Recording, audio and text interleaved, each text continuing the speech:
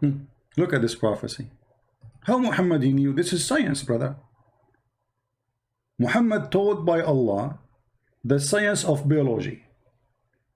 How the baby is made. First in the Quran, he says the sperm of the man coming from the backbone. And by the way, that's true, brother. I have a friend, his backbone hurt him, and he don't have babies. I'm just joking.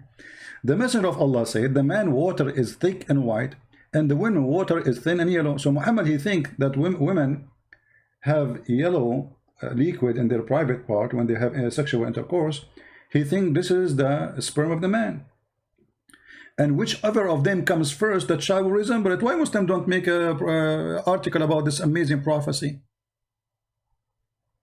And now, by the way, like thanks to the Prophet, you know, I can get married because I was afraid if I get married, and then what if my son look like me? That's disgusting. But now I know the trick. I will make my wife have orgasm first, and then the baby will look like her. Hello. Finally, I can do it. Before I was worried. My son will shoot me. He grow up, he says, look at me, I look like you. I say, son, it's not my fault. He said, why no, they will look like me. He said, if you follow the Prophet's step, I will not look like you.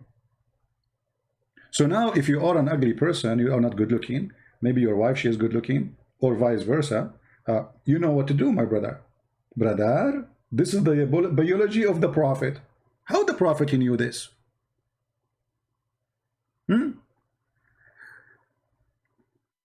There is no way Muhammad is not a prophet. This is proven to be correct, scientifically correct. It's the water of the women in her private part, which is yellow. And why it's yellow, my friend? She is infection or what? Why? What is that? You see, for me, I was reading all was yellow, and then they told me, I'm not really, I don't know about this stuff. Like, yes, it's true. I have like 10 degrees in biology, brother, like Muhammad, you know. But I did not go to university and study that. So they told me that women who have such a thing, yellow, it's mean they have infection. So Muhammad, he think that women who have water in their vagina when they have intercourse, that is what caused the baby to look like. And he is talking about washing it. This is outside. This is not inside the body. This will decide how the baby look like. Don't you think this is too much? What happened to Abbas? Where is the Hadith Abbas? You could not find it, Abbas?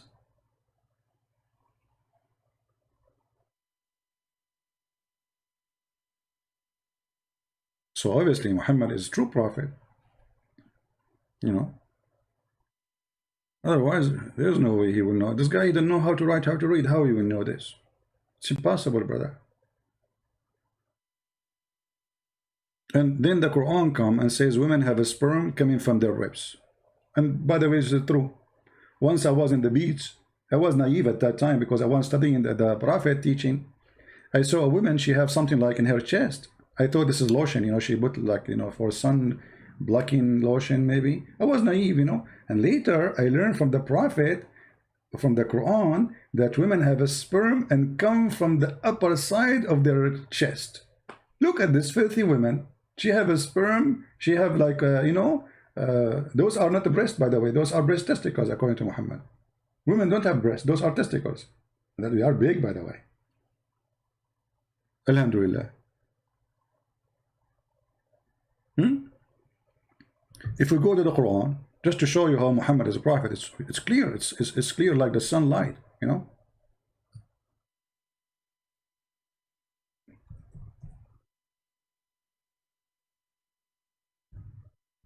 How you can deny that? I mean, we cannot. I mean, stop fooling yourself. Muhammad, obviously, is a prophet. Chapter 86, verse number 7.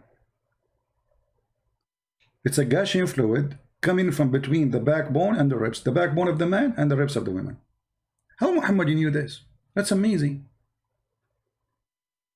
And thank God I am still single. You go to the bedroom, you know, and your wife, she take off her bra. Instead of seeing breast, you see testicles. That's scary. And they are big. Like, what? Get ready. I don't know how good you are in jumping. If you are in the first floor, it will be fine. But if you are in that 20th floor at that moment, this is why I advise you before, you know, in the wedding night, Don't take high floor. What if she have a breast testicles, as you see in the Quran? What you will do? And you want to jump? You send me the hadith in Skype? No, Skype. No, my Skype is not connected to my system here. I have only the sound. Post it there. Post it there.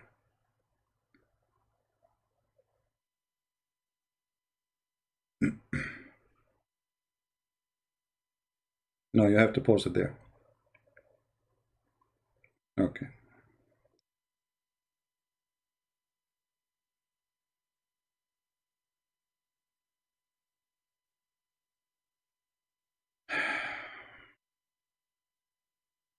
Alif Lam Mim, the Romans have been defeated in the nearest land. Okay, one day that those ayat was revealed, the Persian has defeated the Roman, and the Muslims had wanted Roman to be victorious, because they were the people of the book. So Allah said about that, and that on that day, the believer will rejoice with the help of Allah. He help whom He wills. Okay, and then the Quraysh we wanted, but this is not a hadith you either. This is an explanation. Where is the hadith? I mean, do you see how stupid you are? The hadith is in front of you. This is the hadith. Secondly, you are saying that in the day of Badr, if you calculate the day of Badr and the final victory of the Roman, you will see many years after that will pass 9 or 11 or 12 years. So Muhammad again is a fraud, even if we go by this calculation. Because in Arabic he used the word bida. Bida have to be between 3 to 9. As simple as that. However, in front of us we have a very accurate hadith. It says clearly that the Roman, they've been victorious. Right? And the verse was revealed after. You like it, you don't like it, it's your business. And this is sahih. Deal with it. And the one you gave me is stupid. Secondly, here, you know, by the way, there is something wrong. Yeah, sure, I will take your call. Hold on. Abbas, you are not calling anyway. Here we go, I will call you.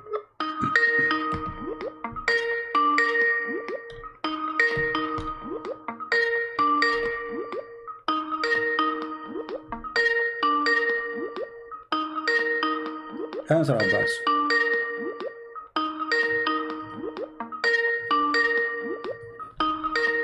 Abbas, answer.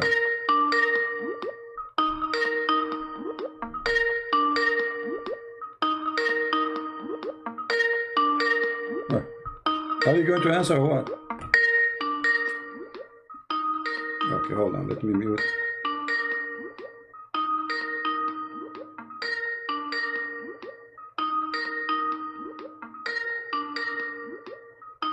I think my Skype is stuck too. Yeah, I think my Skype is stuck. Hold on. Let's try again. Abbas, answer the call.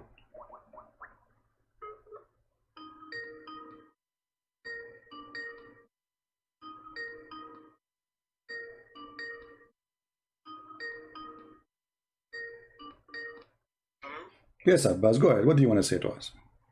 Yeah, I'm calling you from the other. Can you take my call? Because on this one, I don't have headphones. I'm calling you from the other number. Can you take my call, please? You are not calling me other number. What number? What is the name there? What is the name there? How I know it's you? Is that you, Susu? You call yourself Susu? Who is this Susu? Hot Susu. Abbas is the hot Susu? What is that? Alicia. Abbas is Alicia now. Amazing.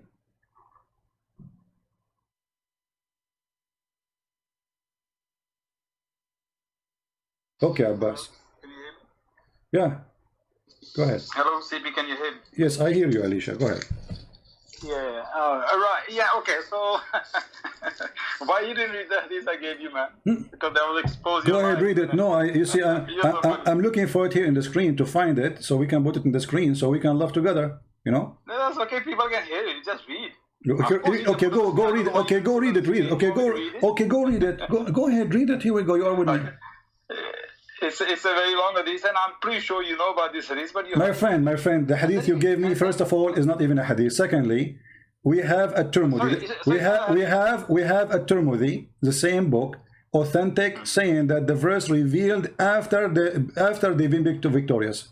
How you can refute the first one? And I gave you the hadith, which is in detail. Okay. So which one you're going to take? My for friend, your own advantage, you're going to take something. Is the one you gave me is sahih? Of course, it's sahih. Okay. Is the one I gave you? Okay. Is the one I gave you is sahih? The one you read is sahih, yeah. But this one in detail. So okay, hold on. So read with me carefully. There's no difference. Obviously, this is what happened. No. Read carefully. Here we go. Okay. You see, because there is. You see, the difference is that you are a fool and you think there's a difference. Here we go. This is the same writer. Sure. This is the same writer saying, read carefully, that in the day of Badr, the Roman had victory over the Persian. Does it say that? Does it say that? Okay. Abbas. Does it say in the day of Badr, the Roman had victory? I can't see your screen. Doesn't matter. We show you the hadith already. Come on. One second. So I'm not on YouTube right now. Okay. One minute. Because I'm using this is my iPad. I'm calling you from no problem. phone I'm using for looking up for the hadith. All right. So that's why. Just one second. Wonderful. No problem. I think I'm going to mute. Okay, screen. Just 1 second. Can you hear me? Yeah. But, so now? I'm going to mute YouTube right now. Okay. That's right. I read the hadith what you just gave. So when this happened, my friend Abbas, let us speak as adults. Stop asking me questions. When this happened, no. When the verse was revealed, here is so clear. When this verse was revealed, please read for me. Finish your whatever you want to say, then I'm going to speak, and don't interrupt. No, we are having a conversation. When that verse was revealed, read for me, please. But according to this hadith. Yes. Oh, I see. You already made your point. So now, can I make my point? Okay, hold on. You see, why are you so afraid, man? Who is talking about making my point and making your point? Does the hadith says that the verse revealed after they have victory? Yes or no? Make your point. Then I'll make my point. Don't ask what make my point? I repeat the question 1,000 times. Yes or no? Yeah. Okay, when you finish, then I'll tell you everything. Yes or no? Why are you afraid, man?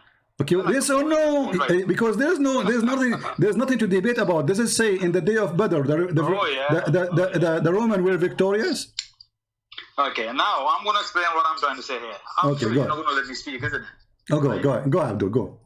Alhamdulillah. Allah says in the Quran, I like your Arabic. You remind me of my Armenian friend who speaks a little Arabic. Okay. Okay, alhamdulillah. But you understand what I said, yeah? No, I don't understand what you are saying. No, I don't understand what you're saying. Because the verse you quote for me is about Muhammad being a fraud. Why are you so afraid of the Quran? Say the truth has arrived and falsehood perish. Okay, hold on. The verse you just said, how the truth was revealed. Can you tell me? What do you mean? How the truth was? You mean how the revelation started? No. The verse you quote for me, the verse you just quote for me in Arabic, which do not know how to read. So, how this verse was revealed? How? You mean Asbabul Nuzul you're talking about? You tell me how this verse was revealed. I don't know the Asbab al-Nuzul, but it's a fact. By killing people. So now if we have a debate and I have a gun, I shoot you, that will make me a person who have the truth on my side. This is what you are saying to me. Oh, okay. Educate me. When was it revealed? No, you're making the point. Let's see. I am making a point. I am making a point. You're just giving me a gibberish. I am making a point. What verse we are reading from, just to be sure? What the number? Chapter 2, verse 111, I believe. Okay, chapter 2, verse 111. Yeah. Are you running away from this Tirmidhi hadith? No, we are going to laugh at all of them. We are here. We are here. I'm going to come back to repeat you. 111. You said 111, right? Chapter 2, verse 111, I believe. That's all right. Okay. Read I it. believe, and I'm pretty sure, yes, that's what it is. The verse says here, they say that the one who will enter heaven, either Jew or Christians. Where is that? No, that's what. Sorry, this is. I think it's chapter 4. Verse Let us use this one. Listen. Let us use this one so we can laugh together. The Christians. Hold on. Just to show you how stupid your prophet is. You just quote for me a verse. You do not know the number. So by mistake, you quote for me a verse will destroy you and destroy your prophet. It says, they say that the one who will enter heaven, the Jews or the Christians, say, bring your proof if you are truthful. Is it the Quran says the Christians and Jews will go to heaven? Some of them, not all. No, it doesn't say some. Does it say all? It says all? Yes, it says all. Let us go to the verse. Yeah, you know, here we go. Yasser Kadri is trying to learn Arabic. Okay, let us see. Okay, hold on. Read for me. Read for me. Does it say all or no? Sorry? Does it say all the Jews and all the Christians will go to heaven, and even the Sabian? Chapter, absolutely no. The same chapter, chapter 2, verse number 62. Even all Muslims not going to Chapter 2, okay, read, no problem, read. Chapter 2, the same chapter, chapter 2, verse number 62. Chapter 2, verse 62. Yeah. Are we changing the topic here right now? No, we are not. No, we are not. You showed me nothing. Okay, what you are showing me, Abbas,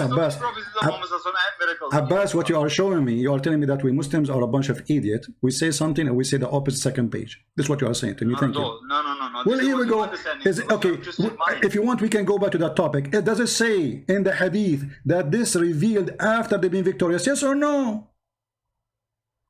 No, and never. What do you mean no? Read it. Okay, here we go. Read it. Okay, read it. Okay, read it. No, read it. No, read it. No, read it. Read it. It's in front of you. Do you know the reason? In which day, Abbas, in which day, let's make it simple. In which day the Romans were victorious? Okay. In which day? May I allow to speak? What's wrong with you? We are talking. You see, you quote for me the other verse. We go there. You are saying, "Are you change topic?" We go back here. You want me to speak? No, but you're not letting me. I'm asking you, in which day in this hadith? Do you agree with this hadith? Yes or no? First, do you agree with it? Yes or no? Yes or no again. Do you agree? Because we don't want to make it. You're trying to confuse yourself only. Either you say you agree with it. We want to know your point, where you stand. Do you agree with this hadith? Yes or no? Oh, not with your understanding. I understand the hadith. I'm asking you, not my understanding, your understanding. Do you accept this hadith? Yes or no? I accept hadith with the context, of course. This is not a problem. This is not a question. Do you accept this hadith as it is? Yes or no? This hadith is not in full context. That's what I'm telling you. My friend, the full contact or short contact doesn't say on the day of Badr the Roman had victory over the Persian, so the believer were pleased with that, and then the following verse was revealed. Does it say that or not? Okay. Again, yes or no? Am I allowed to say anything? What do you mean you want to say anything? What do you mean you say? Does it say that or no? Does it say in English, Abdul, you speak English very well, better than me. Then the following verse was revealed. Does it say? That's not a compliment. Does it say then? Does it say then? What? Does it say then the following? Yeah. Again, yes or no? Was revealed. Does it say, okay, you know, I don't want to waste my time with kids. You're a kid. Just, no. Just get, no, get up. No. You're just a kid. You're wasting my time. It says that in front of you. We debate about what? So, you know, the way to get away from this garbage is to say, I will show you other hadith have more details. What details? Here we go. It says in the day of Badr, the Roman were victorious. And the believer were pleased with that. And by the way, here you see the stupidity of Muhammad. Muhammad in the beginning, he was a hypocrite man as usual, all the way to the end. But in the beginning, he was trying to say himself that he is close to the Christian. Actually, in that moment, Muhammad, he was claiming to be Nasara. Otherwise, what he have to do with the Christian being victorious? Isn't it the Roman is the same one? Muhammad sent letter for them, convert to Islam or I will kill you. Why he is pleased that they are victorious? If they are kuffar anyway. What he have to do with the Christian to be pleased if they are victorious or not? But because at that moment, Muhammad, he claimed to be Nasara. He married from Khadija, I remember before. And in order to marry Khadija, you have to marry in a Nasara church. The Nasara will not allow you to marry their daughter unless you are marrying in a church of the Nasara, like Jehovah's Witnesses cult. So Muhammad, there's no question he was claiming to be Nasara, and now when they start making fun of him, the Christians, they are defeated, what do you say? Muhammad, he responded that Allah told him that they are defeated, will be victorious. When? In the day of Badr, when the news came that they are victorious already. And the story in front of you. And then you want to say to me, there's more details. More details, what do you want more? It says here, it's giving us the date. It's giving us which day. It's giving us when it was revealed. It was after they rejoice, not before. After the believer rejoice. Why the believer rejoice? Because they had victory.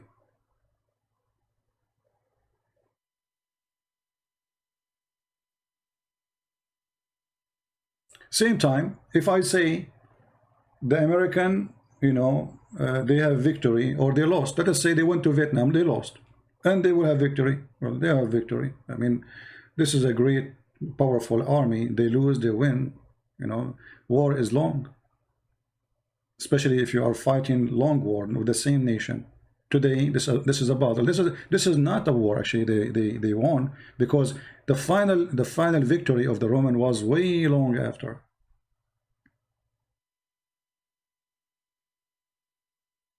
And it's very embarrassing. He says to me that the truth come and the false been defeated. Okay, here we go, it's in front of you. And he said to me, it doesn't say that Christians, all of them, they will go to heaven. It says all the Christians. Read it. Those who believe in the Quran, those are the Muslims. And those who follow the Jewish scriptures, those are the Jews. All the Jews. All the Jews who follow the Jewish scriptures. All of them. And the Christians.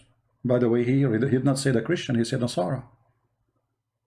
He never said you see, the whole Quran never said the word Christian, in fact. For Muhammad is a stupid idiot. He thinks that the Nasara are the Christians. For around him, there is no really Christians, there is Nasara. And Nasara is a cult spread in the Arabian Peninsula by some Jewish people, who they are Nasara. Those Nasara, they run away, the Christian, they reject them. The real Christian, they reject them. So they escape where there is no Christians have authority. And Arabia was not under the control of the Roman. So they moved to Arabia. And they spread their cult there. And Khadija was Nasara, and Waraq ibn Nawfal was Nasara. And even the Hadith confirmed that. And if you ask any Arab Christian, are you Nasara? He will say no. Not a single Arab Christian, including me, will accept to be called Nasara. In Arabic we call themselves Masihiyin or Masihi. If I'm speaking about individual, I say Masihi, which means from the name of the Messiah.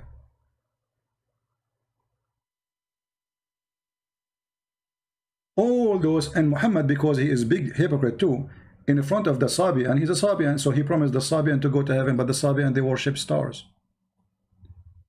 The Sabian, they have, like, they are the same as the Mormon, so they have some kind of fantasy. So they believe that there's gods, not God, gods, and those gods are angels, and they have ranks. There's angels who can create, there's angels who can build, there's angels who can redeem, there's angels who can maintain, there's angels who do maintenance, they have a lot of things. And Muhammad, he copied a lot of stories from them, from the Sabian, including even the ablution he was doing. This is Sabian ablution. If you go and search for the Sabian ablution in YouTube, you will find the videos, the Sabian, which is a very old religion, doing ablution. You will see it's exactly as Muslims do the ablution today. Actually, even the Hadith confirmed that Arab, they believe Muhammad was a Sabian.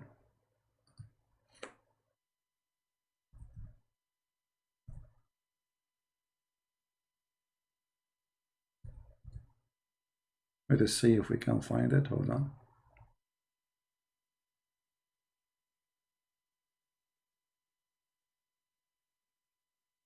Here we go. You will find that when Muhammad and his gang, they were traveling, they found a woman, she have water, they want water. So They say to her, where we can find water? She replied, I was there, which means pointing her finger to the place, and there was this hour yesterday, and my people are behind me. They requested her to accompany them. She asked, where? They said, to Allah Messenger. She said, do you mean the one is called Sabi? What they call him? Sabi. The Muslim, they say Sabi is someone who changes religion. That's a lie. Sabian is a very old religion. They call you Sabi if you join them. Secondly, if he changes religion, well, that's mean he changed his religion to be a Sabi. Otherwise, why do you want to call him Sabi? Why didn't call him Nasara? You know what I mean? There's many religions. Why they call him Sabi? Those are the Sabian. And the Arabic make it even more clear. You know, it says it clearly. Is that the Sabian you are talking about? They said yes. And between two brackets, they say with the new religion. That's a false. It's not there. You see, that's why they put it between two brackets. They replied. They didn't say no. They said yes. The same person. He's a Sabian. So Muhammad the hypocrite, in the beginning, he was promising everybody to go to heaven, hoping that they will join him and they will accept him as a prophet. Like Obama. Obama in front of the Jews, he's a Jew. He wear their hat. He kissed the he shake his head in the front of the temple wall. In front of the Muslims, he is a Muslim. In front of the Christian, he hold the Bible and he go to the church, African church, and he sing with them, glorifying God. In front of the atheist, he make fun of the Bible. That is Muhammad. And even the Muslims, they confirm that Muhammad is a fraud. He do politics. They ask Abbas, why Muhammad have many wives? They say to spread Islam. That is politics. That means a fraud. He used women for the sake of his agenda. That's not from God.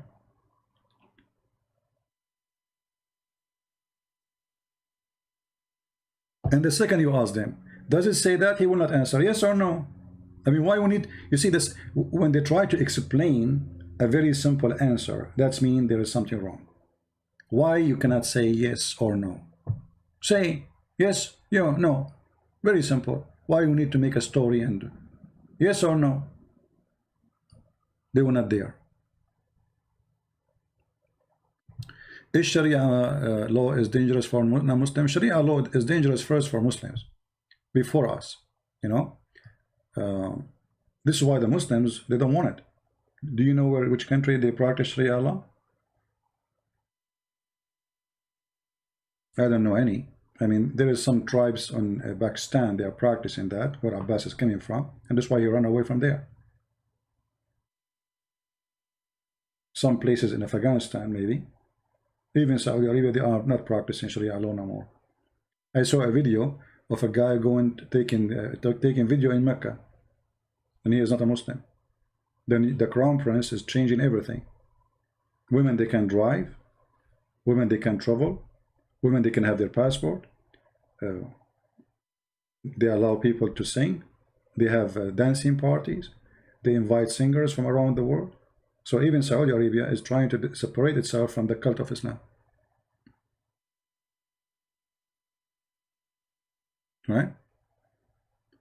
Not a single Muslim, all those potatoes, you see them in YouTube speaking about Islam, not even one of them would love to see Sharia law practiced. According to Sharia law, if you wear jeans, you will be punished and they will break your legs. Go and watch Al-Qaeda and ISIS videos. For wearing jeans, they will beat you. You cannot. A woman, she cannot sit in the chair because the word chair is a male. How a woman, she can sit in the chair? You cannot have a store for lingerie and the lingerie is in the display. You have to hide it inside. And then women, they do inside what they do inside. I mean, you have curtains, so now they can do more evil stuff. Like what happened to Nabhan al-Tammar. If you remember the story of Nabhan al-Tammar, when he came to Muhammad and he told him, I did with the women what a man, everything the man do with the women except intercourse. Muhammad, he said to him, don't worry, this is lamam. This is what? This is lamam. What is lamam? Lamam is a small sin. What is a small sin? Touching a woman, playing with her private part, having orgasm, kissing her, touching her anywhere. She is touching you too. This is called lamam. As long as you don't do intercourse, It's okay. And I change any Muslim to say I'm lying.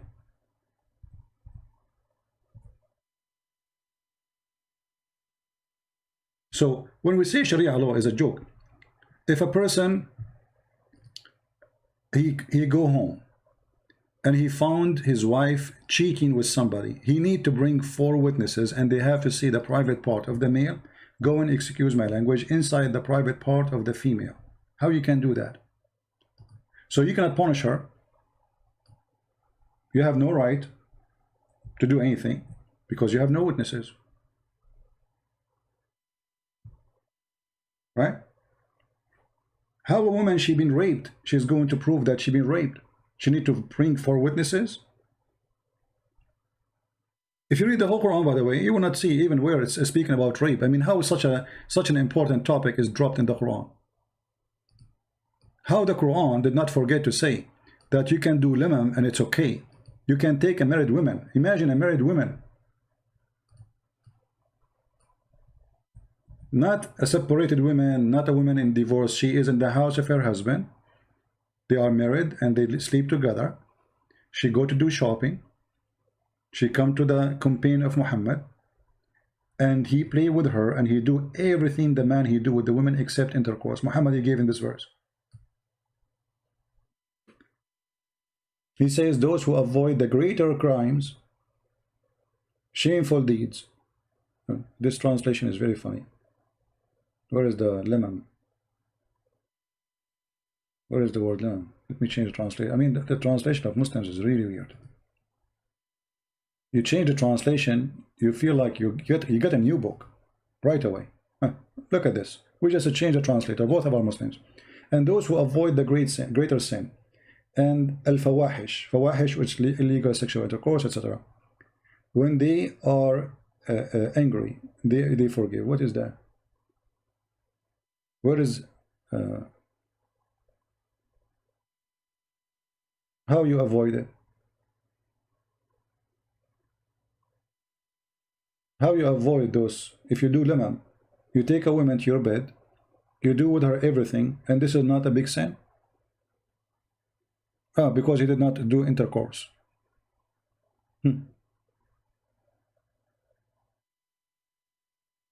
Right? So this chapter here, chapter 42, mentioning that, and the same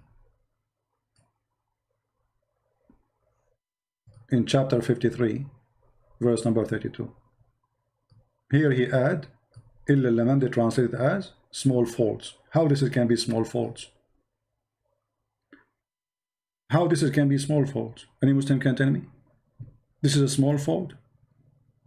Taking a woman from her husband, playing with her, having orgasm, and this is in Islam is a small fault? And this is not even considered as a sin? So why your wife, she wear a burqa? If a man, he can touch her, he can play with her private part, he play with her body, and this is a small fault. I mean, imagine they say the word is small faults. Let me show you the interpretation for the verse, so the Muslim, they will not say, oh, where it says what you are saying. Hold on. Because you know them, right? We show them from their books, they say it doesn't say that, CP. It doesn't say that, CP. Okay. So, chapter 53, verse number 32.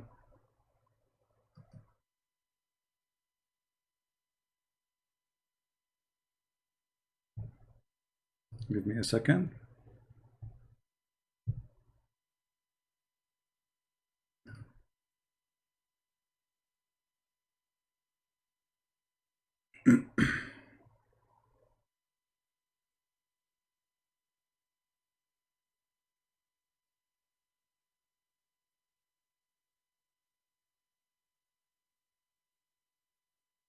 You see, in English, they take off all the interpretation. It's not there. I cannot find the story of Nabhan al-Tammar in the book here in the website. Let me see a different one.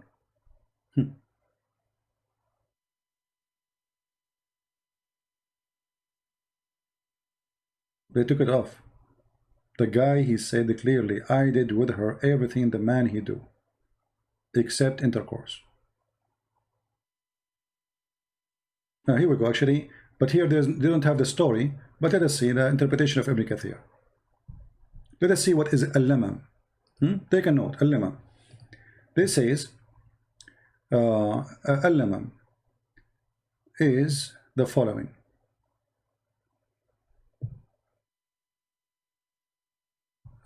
Commit zina by looking, the lips by kissing, and the hand by transgressing, and the feet by walking, and the sexual organ either materials or etc. by sexual intercourse. So if you have sexual intercourse, that will come from the adultery. If not, this is all is a lamam.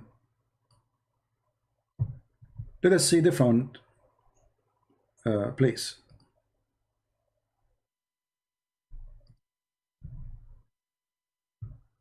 The story about Nabhan al-Tammar is gone. Nabhan al-Tammar, Tammar means the one who sold palm fruits. So a woman, she came to him and she said, I have, you know, I want to buy like some fruit. So he said to her, go inside. I have, you know, a lot of fruit, better fruit inside. So she went inside and looked like she is a bad woman. So they start playing. Maybe let us see if we can get the book of Asbab al-Nuzul. All right. Maybe we can find a story here.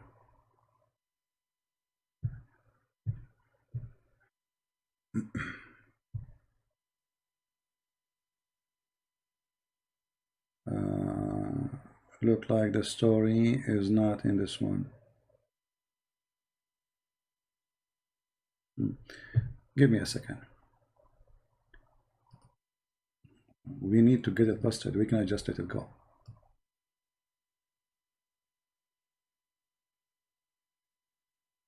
That's to show you how the English books does not present what is written in Arabic.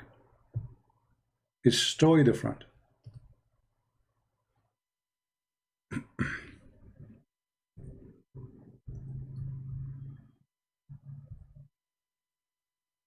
All right. This is Tafsir al-Qurtubi. It says here, إن هذه الآية نزلت في رجل كان يسمى نبهان التمار.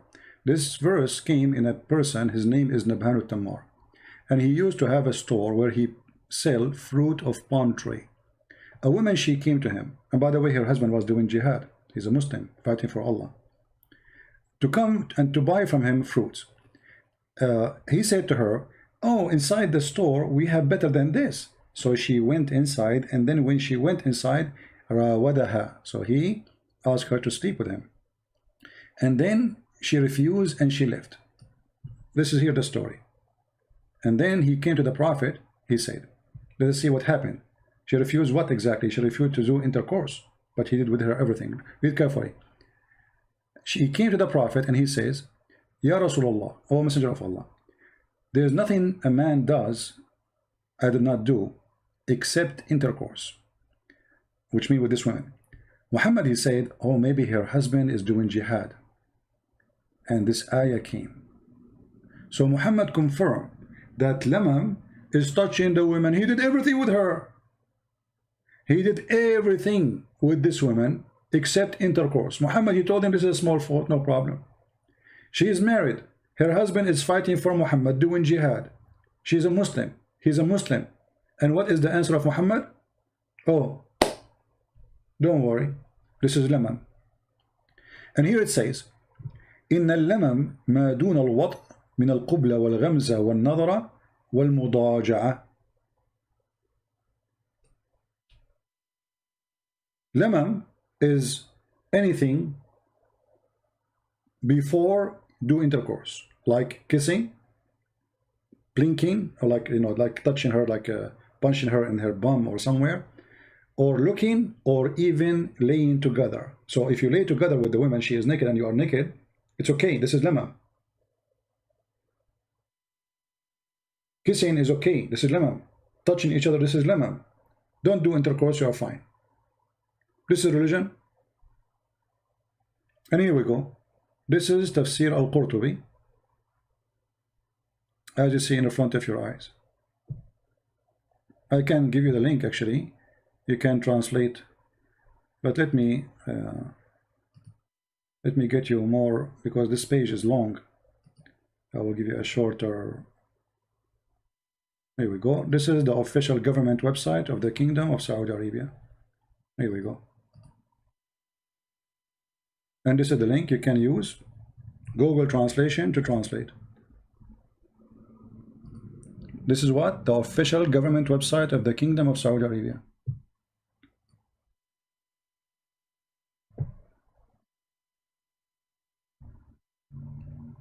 So if you compare what the Bible says and what the Quran says, you will notice that they cannot be from the same God. Which one in the Bible it says, you know, if it's better for you to take your eye away from going to hellfire? Even Muhammad, he confirmed, even the Hadith, even the stories, that if the Prophet, his eyes fall into a woman, her husband must divorce her. If Muhammad, his eyes fall into a woman, her husband must divorce her. Let me find the reference.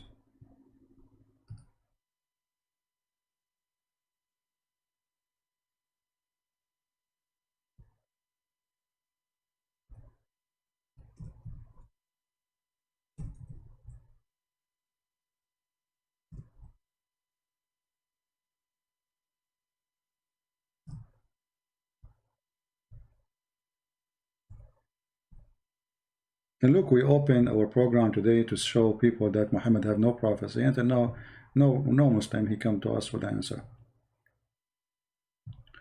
Okay.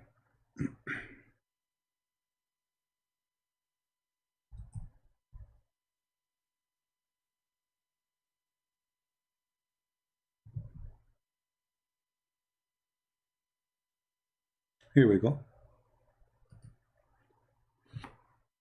Here they are counting the privilege of Muhammad. Imagine the Muslims are proud about the privilege of Muhammad.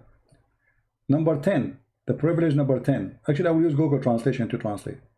Number 10, if his eyes fall into a woman, eyes of whom? Muhammad, into a woman, وجب على زوجها طلاقها. If a man, if Muhammad, his eyes fall into your wife, you have to divorce her immediately. Let us open it in Google browser, because I'm not using Google browser now, and use Google Translation. Does it say what I'm saying? Absolutely. Let us see.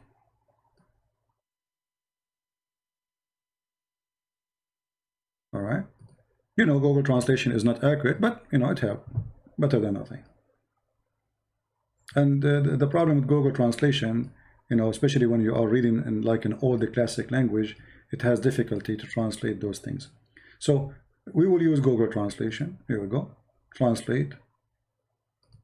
We don't want to translate to Arabic. We want to translate to English. Change languages. It says unknown. Okay, Arabic. All right. Why this thing is coming Arabic? Choose another language.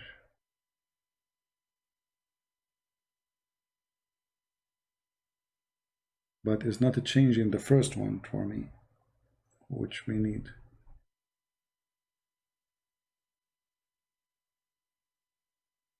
All right, let us see.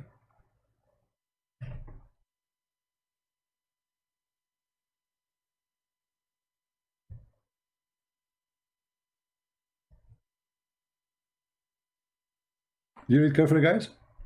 Read carefully. This is the Google Translation. They are counting the privilege of the Prophet. Most of it is about sex, and the rest about money. This is the privilege. You believe it? So look at this. The 10th privilege. If his eyes fall in a woman, her husband, he is obligated to divorce her. So the Prophet, he can if her, not marry her. Do you see it? This is a privilege of a Prophet. Are we making things up? This is the official government website of the Kingdom of Saudi Arabia. And this is the book of Al-Qurtubi. Interpretation as you see in the front of your eyes.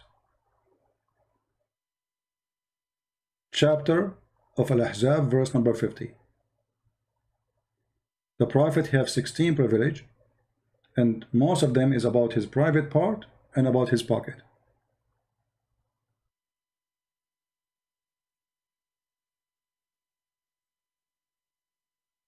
Right? Yeah, Abbas, don't change the topic. Do you agree with that hadith or no? And you got a list of Muhammad prophecy, like what? The first one, it was a fraud. We showed you the prophecy of the Prophet about orgasm. What about the Prophet prophecy about women have a sperm coming from the upper side of their ribs? What about this one? What we would do with it? Let us see if this is true. You see, Abbas is trying to change topic. Embarrassing. If Muhammad, he went to the house of Abbas, with my respect to his wife, and he like his wife, Abbas, he must give her his wife to the Prophet. And I'm sure Abbas will not mind, by the way. He's very open-minded. You know? I mean, they say, myself and my mother and my father for you, Prophet. Anything. The wife, take the wife. Sleep with the child. Right?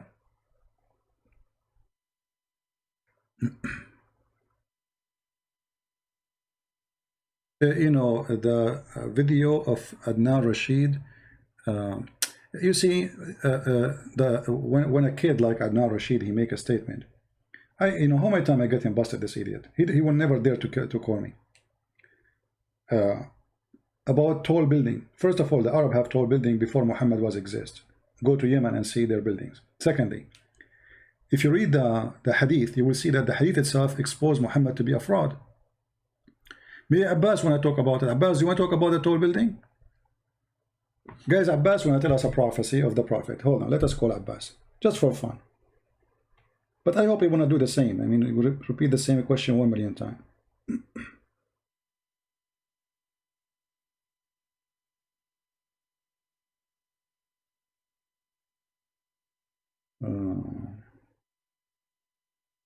Dr. Yasser Qadi added me in Skype. Let me block you. We don't have time for kids.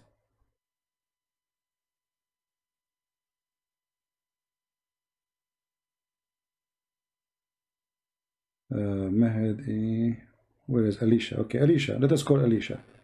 Alicia, she have for us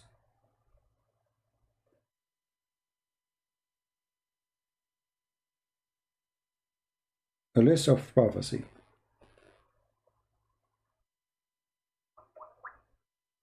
Let us see what Alicia she wants.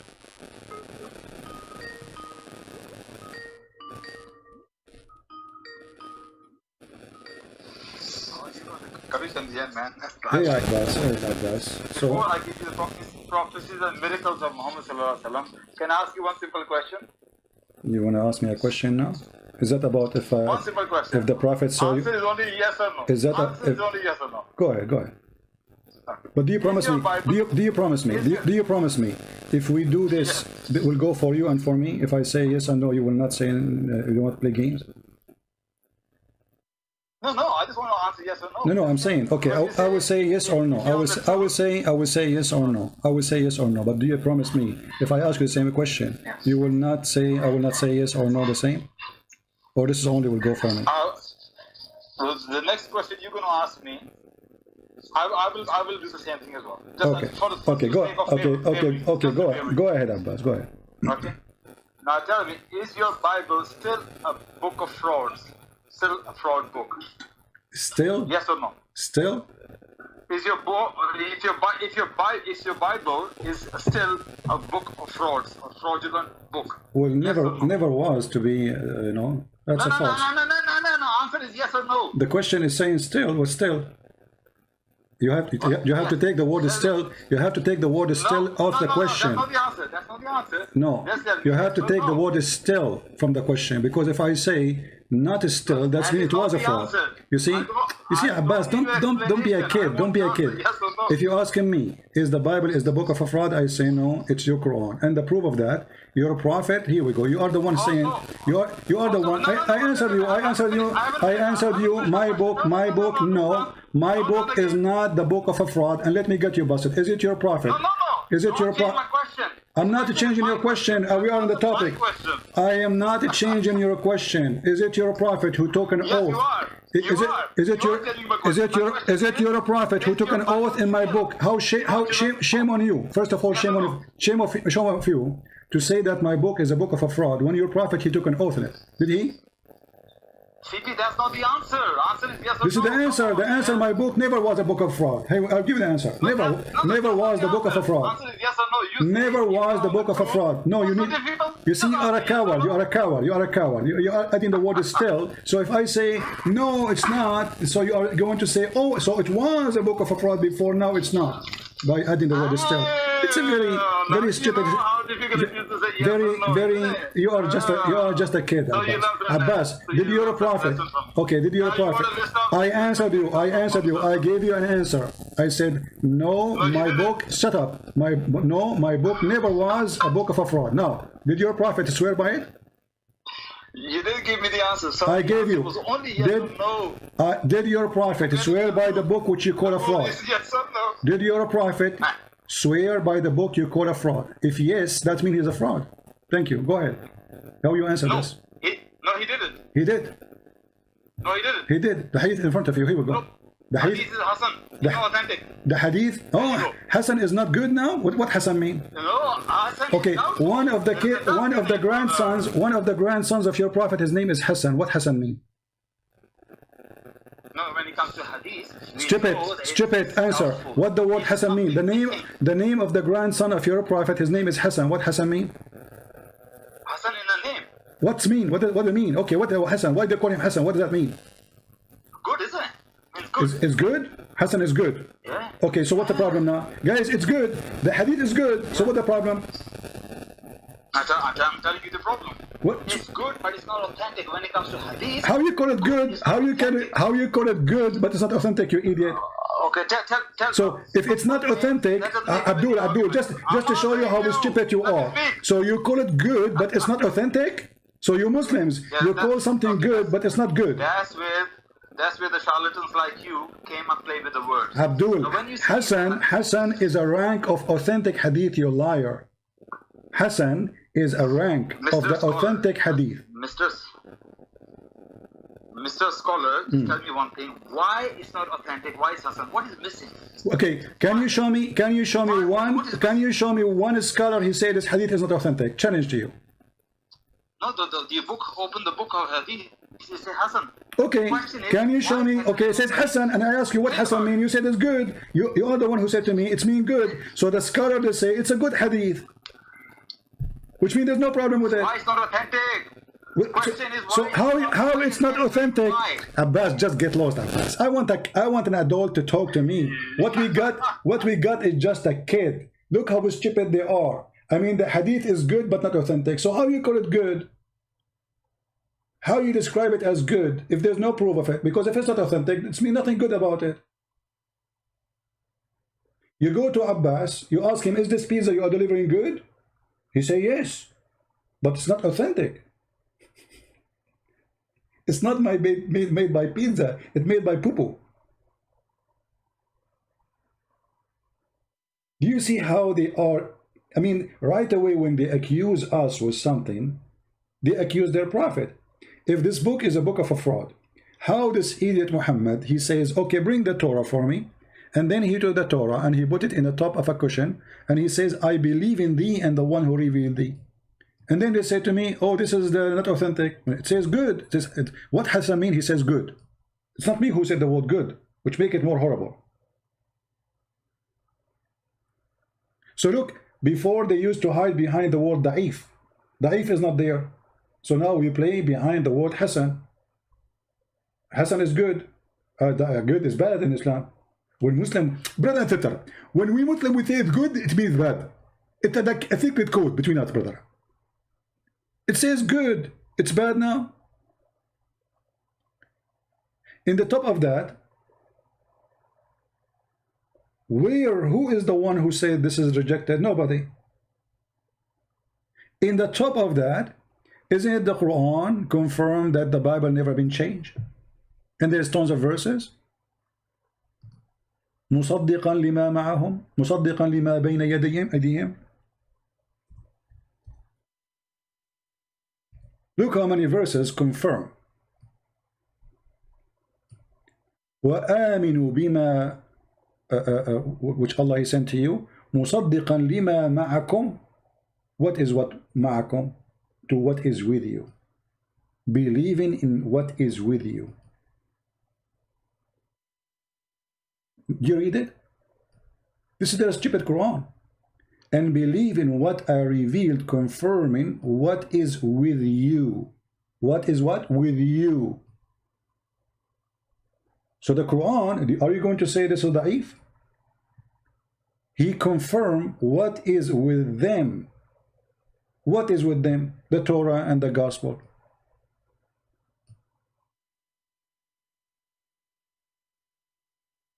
Abbas, read the science of the Hadith. You are the scientist. You are the one who gave me the answer. Isn't it you who said it's good? Guys, Abbas is saying to me, read the science of the Hadith. Science of what? You Muslims have no science about anything. You have science of urine. You have science of poo-poo. You have science of shaving underarm.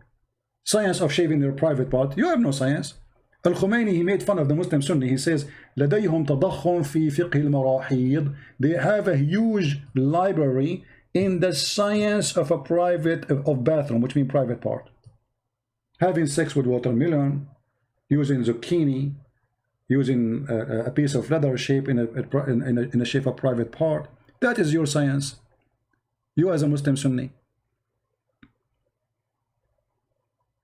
And now you are asking me, read the science of it. Isn't you who said to me it's good? I said to you, what has I mean? I said it's good. So it's good. What I need more?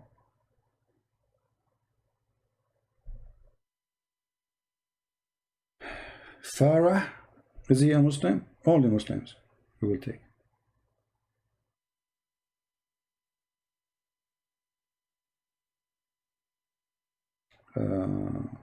Where is Farah? I don't see it. Let him text me.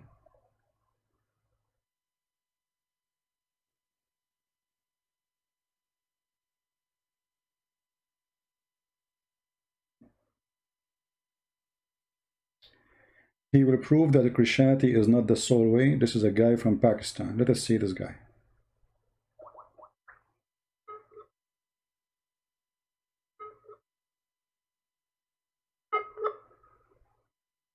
We have a Pakistani boy trying to compete with Alicia.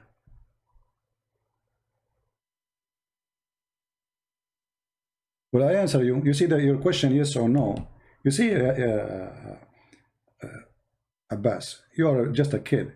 Will you say, is your book still a fraud or not? So if I say no, you will say, oh, so it's not still a fraud? So it was a fraud. I mean, very cheap of you. Abbas is like those women, you see them in London's, you know, and they are wearing short skirt and they have a bottle of wine in their hand and they are inviting customers. This is how silly you are. When I say silly, I say to you, yes or no. I say the Hadith says in the day of Badr. I don't say you're a prophet. Okay, Abbas, I'm going to ask you a question. Is your Quran still a fraud or not a fraud anymore? Yes or no? You see how silly you are? Stupid. I mean, you have a lack of... I feel sorry for your wife, by the way. I'm sure you are not the one who do shopping for the house. Because she sent you to buy zucchini, you will bring a cucumber. You don't know the difference. Supposedly he's being smart, you know. Is your Bible still a fraud or not a fraud? Still fraud or not a fraud? So in either way, that means it's fraud. So how this question will be yes or no? Because whatever you say, it's mean you are agreeing. Very dirty trick from a stupid idiot. You're just a kid. You're like just a guy, you know, who have like his gum in his mouth and he's taking it out, like, you know. Take the gum out of your mouth. Speak like a man. Where is this guy from Pakistan? I am a Muslim. Yahya Abbas. This guy, he's your daddy.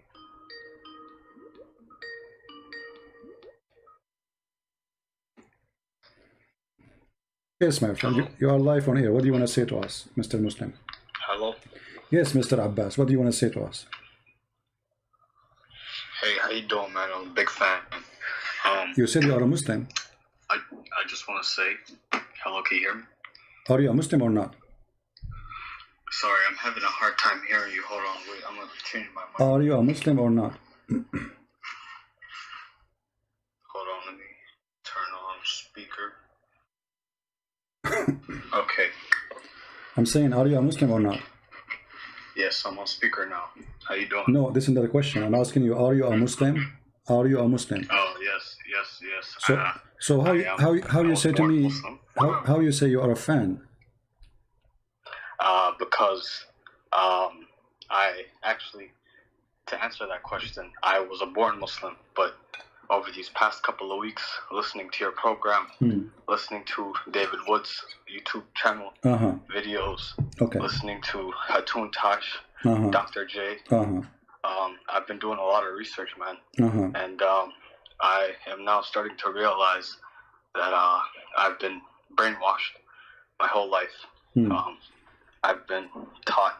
See, I'm a Somali boy, so my culture, my people, you know, the religion of Islam was throughout history was imposed on my people. So a lot of my people, they don't understand what the background of this religion really is and what it stands for. Today, actually, I was listening to one of your videos, and I was watching. It was Manat and Alat, the three goddesses that originated, and that's very interesting because that really makes sense on why the Islamic symbol is a moon. You know, I've always wondered that, but nobody answered that question growing up. So I'm a fan because from this moment on, I wanted to let you know on your show, I am not a Muslim. All right. So, I have left that paganism of a religion, and it was all thanks to you and a lot of other people. So I want you to know that. All right. Well, don't thank me, my friend. Thank the Lord. And I hope that the Lord will open your eyes and you will be what you want to be. We are here just to help people, and the Lord is the only one who can help you for real. Do you? So now you left Islam, but what about, you want to be a Christian? What do you think about Christianity? For me, I understand that there's only one Lord and there's only one truth, and everyone can say whatever they want, but that's what I believe. And for me today, I want to follow the true God, the Most High God. Okay, which is one? Which is that? Is that Christ, the Messiah, or someone else? That is Christ. Okay, I'm into that. Christian Prince. So you accept Christ to be your Savior? Yep, I accept Jesus Christ as my Savior. I'm into that. My Lord. I'm happy for you. From this day on, I believe in His death, resurrection, and His deity. So. All right. What about your family, my friend? What about your family? Jesus. My family. Yeah. Are they still Muslims? My family are still Muslims. Yes. Are you trying to explain to them? I mean, did you start or not yet to explain to them that Islam is false? I haven't spoken to my family yet, but I am planning on speaking to my mother. She's the religious one in the family. All right. So, for me, in our house, I grew up without a father, so I'm not really close with my dad. He's also a Muslim. All right. But my mom, my mother, and my brothers, I feel so bad because they're asleep to what they're actually worshiping. They don't really understand what it is, and I don't want to say that my family's ignorant, but in this case they are. And in terms of what they're following, they don't really know that. Do your mother speak English? A couple of months ago went to. Yeah. Do your mother speak English? Yeah, my mother speaks English. I'm from America. So yeah. Why you don't let her watch my videos then? Like, share with her my videos. Maybe she, You see, my mother is she's not really that advanced in the English language. She can understand maybe bits and parts. Oh, okay. But she doesn't. Her native language is Somali, and that's what she can read and write. Maybe then this is where you need to be involved, to explain to her slowly, you know, show her like mistakes in the Quran, stupid things in the teaching of Muhammad, and then slowly she will leave. Yeah. You know, step by step. Yeah, but you know, my family, man, they're very, very religious, and I know I'm already expecting the fact that they're gonna. I live on my own right now. I prepared for these upcoming moments. I moved out of my house a couple of months ago, so you know that way I don't get thrown out. You know, once they understand that I'm not practicing, you know, Islam anymore. So I'm doing little by little. So I'm still doing my research. I'm still gathering up information. You know, and that's the goal. My goal is to bring my family out of the pit that is Islam. I'm just hoping and praying to God that He allows me to live as long as that needs to be done. So you know, that's my goal right now. But I'm happy for you, my friend. Basically, if I can help let you know that you've been an influence. So you being, you know, Arab and being from that part of the world, I just want you to know that the information that you put on your channels, it's very, very, very exclusive. Not a lot of people understand the cultural aspect of Islam and the origins. That's stuff that I've been researching and digging through your information that I've been receiving. So I want to thank you for that. You're welcome, my friend. I'm happy for you. And if there is anything I can help with, like questions, Muslims say something to you, trying to bring you back to the cult of Islam. And by the way, you know, I feel sorry for you because now you will not get the versions. Do you know that? No? I mean, you will not even get a single version now. I'm sorry for you. Not a single version. But you know, that's nonsense, man. That's nonsense. And there's no way that I'm gonna be going back.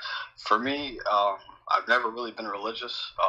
It's only been these past couple of months how I came to realize that I was following the wrong religion. I was watching this YouTube video of this man that was being very vulgar, and he was being very, you know, very nasty in the way that he was attacking Islam. I've never ever seen anything like that ever. His name is New Breed. He's on YouTube, and I follow his Patreon. So he basically was showing images of, you know, the Kaaba and people going around and where the 7 times circling the Kaaba, where that originated from, and he had people kissing the stone, and that's when, in my head, I never really thought about Islam critically till that point. Where in my head I finally started to realize, you know, what is the stone and why are we kissing it? You know, why are we going? My mother, she went to Umrah like a couple of months ago. So she went there, she kissed the stone and everything. She went around. I didn't get the chance to go with her, thank God. I never went there ever in my life. I don't ever plan on going there now that I know the truth. But yeah, man, it's been an interesting couple of months. Well, I'll tell you that. But I'm glad that I'm not following that anymore. But what is the most thing like was let us say make you move to get out? I mean, what is like there's something special made you really decide to leave Islam? I mean, like I'm sure there's many things they come together, but there is something very special was really, let us say, the final break, and that's it. Something you learn. Okay. So for me, that video was the start. Okay. Right. That video was the starting point where I opened my eyes up. So from that point, before that, I never critically thought about Islam. I never criticized it because it's taboo. You know the Islam. Yeah. That means you're weak in faith if you question your own. You know what I mean? So I never did that. But that was the first moment. The second big thing that changed my mind was the preservation of the Quran. You know, that was a lie, big lie, big fat lie. The Quran, the Uthmanic Quran, we don't even have those manuscripts. But Mimi Hijab did not help you to stay in Islam, like he could not. My friend, I used to watch Muhammad Hijab videos. That's why it's so funny. He's a kadhab, and he's a big time deceiver. So Yeah. I've came to realize that. What do you think? You know, when you were a Muslim, and Muhammad Hijab, he made the video saying Christian Prince is a sexual predator because I was saying to Muslim women, suckle me. Did you see that part? Mimi Hijab, he did? Yeah, I saw that. So what do you think about that part? Because he cut my video and the story is different. The woman, she was saying bad things about Jesus, dirty things. And then I said, well, it's your prophet who said that. So what do you think about such a fraud who changed the story to make it the opposite? Hey, man, that's what he does, man. You know, he's a hypocrite. Yeah. And that's what I honestly think of the whole situation, is that he's hypocritical for that. And, you know, for them, you know, they don't have any, like, real basis. What I came to realize is the Muslims, especially even the scholars, you know, by the way, Zakir Naik is one of the biggest fools I'm coming to realize right now, just going through his videos and stuff. Yeah. But Muhammad Hijab and those guys, man, they need to muster up some sort of argument in order to refute back, and they do it through deception, they do it through flipping your words, and they do it through changing the context in which they are referring to. They use many tactics, but it's very deceptive. And now even he did editing to the video of his teacher. Even his teacher, he did editing to his video. Who? Yeah, Yasser Kadri is his sheikh. You know, always he interview him. He asked him what to do. Yeah, suddenly he said something, and the Muslims went crazy, and now they are editing his video, taking off what he said. They are ashamed of it, and now they are waging war on him. They will say, "We will refute you." Exactly. Yeah, he took off. I saw how he took off the last 30 minutes of the interview, where they're and I found that clip on Yasser Khati's channel. You know, I found that on his channel, and that's when I started questioning the preservation of the Quran. That video made me realize. So we can say that Muhammad Hijab, he helped you to leave Islam in this way, because if he did not ask that question, and he insists, you notice, he won the answer, like the guy he was trying to avoid says we should not talk about this in public, but Mimi, he insisted. So you should be thankful for Muhammad Hijab to leave Islam, not me. Absolutely. Oh yeah, I saw that video too. Speaker's Corner, where he told everybody, you know, let's leave after Hatun Tash and Dr. J were exposing them with the many different types of manuscripts of the Quran that they found. The different Qurans. Yeah, I saw that video too. Yeah, I saw that. I saw, man, they do a lot of that stuff. That's not surprising to me, for me. Yeah. But those were the main two reasons why I left. You could also say the character and the moral example of Muhammad. Man, there's not a person in the history of the world that has been lied about more than Muhammad.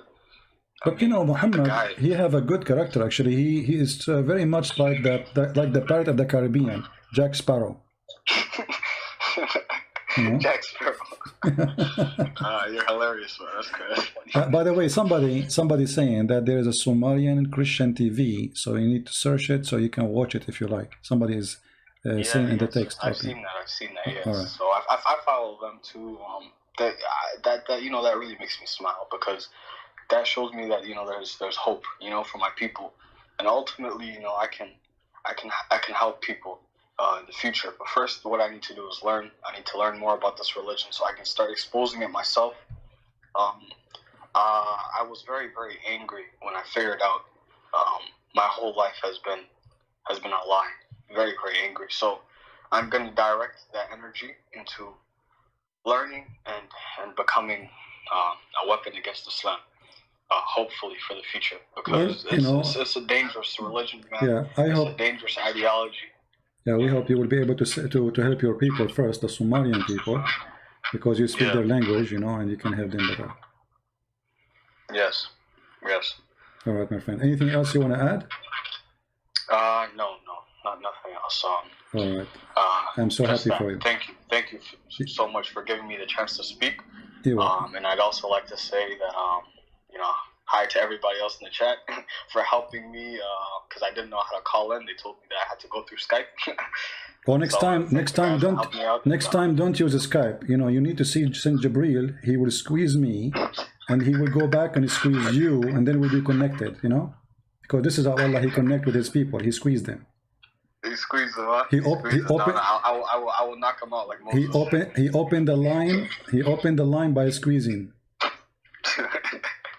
This is, by the way, I'll make sure to remember that next time. you know, I'm surprised that the Muslim did not claim that 5G started by Jibreel. He squeezed, you know, because 5G Right, squeezed you. Right, Yeah. squeeze him. All right, my friend. Thank you for calling. God bless you and God bless your family. Take For care. sure. God bless you too, man. Bye-bye. Thank you. Bye bye.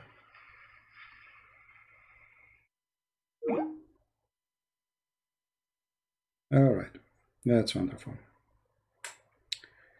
We have a Muslim. His name is Mahdi. Okay.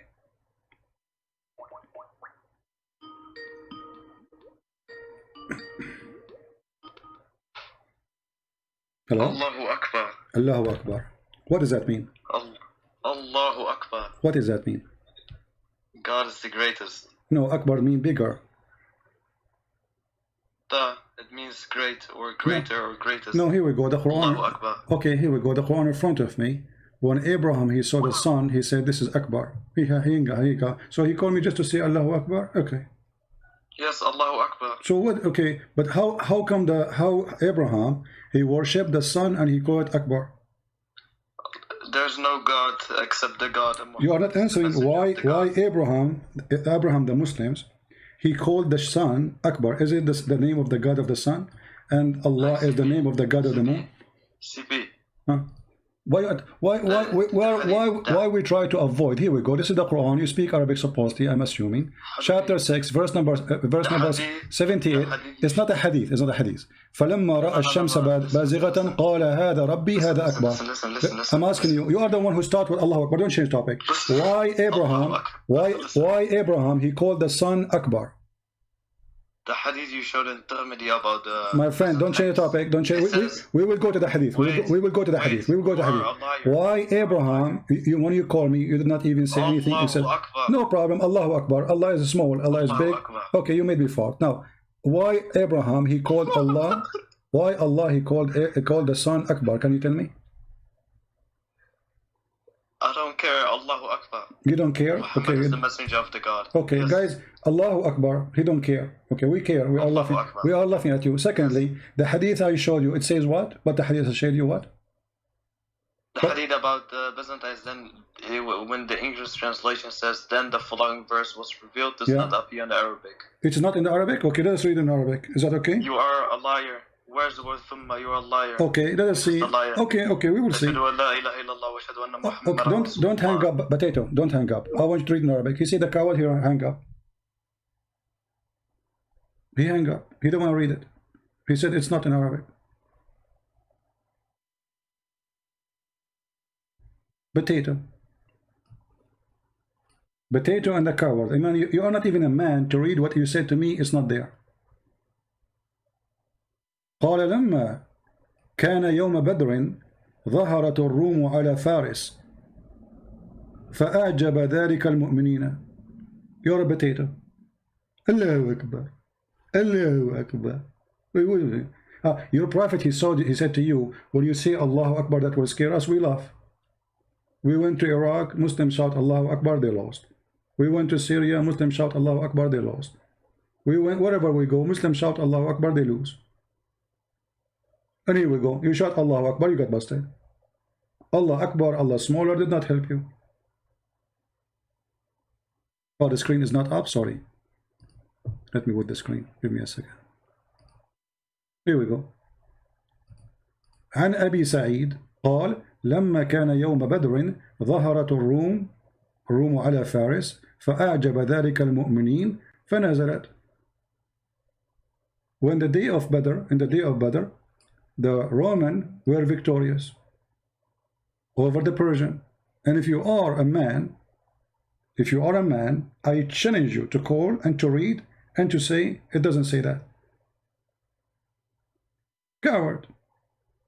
You see, he accused me to be lying, and now it's very embarrassing. We have it in the screen. Feel free to call and read. And you have no excuse, you know Arabic. Because if you don't know Arabic, how you say in Arabic doesn't say that, CP.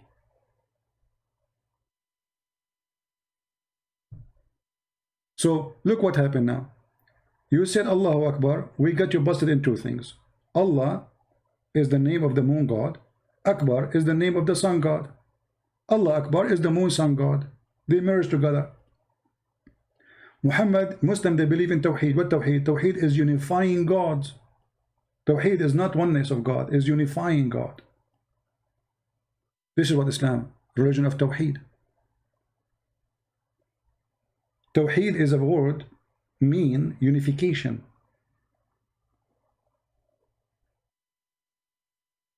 How you can unify God if he is one? United States of America?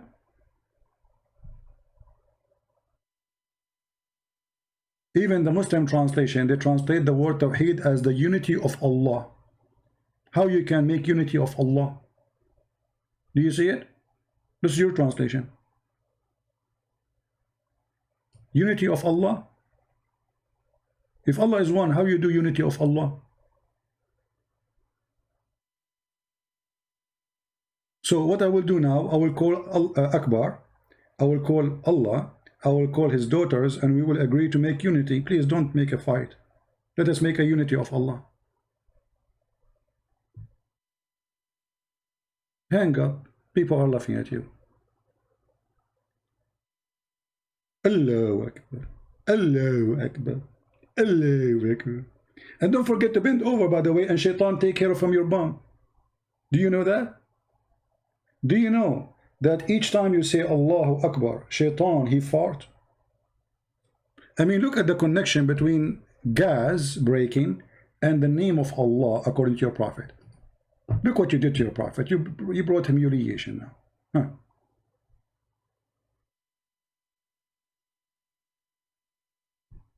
Is that your prophet saying that each time you say Allahu Akbar, shaitan, he fart? I forgot, by the way, when he was saying that, I said to him, you made me fart. Read it carefully. When Satan, he heard the call of the prayer, he turned back and break wind. I mean, how the prophet, he knew that unless he's a prophet, man? That's deep. Look, this guy, he have a special sensation. He can hear and he can see the unseen. The fart of shaitan, which nobody can hear, only the prophet can hear it. When Satan hear the call to prayer, Allahu Akbar, Allahu Akbar, what shaitan do? This is a religion, this is a prophet. Allahu Akbar, Allahu Akbar. You sound like a fool. How in the world a man, he claimed to be a prophet of God, he says such a stupid statement? And this is why they didn't dare to talk to me. You see, any topic they open, it will spank them. Doesn't matter what they say. It doesn't matter what you talk about. This is a prophet of God. Imagine we have a Trump in TV. And there's 40, 50 million around the world, they are watching live. And then he said, Trump, he says, when Satan, he heard the call of Allah, Satan, he fought. How many people would die laughing at Trump?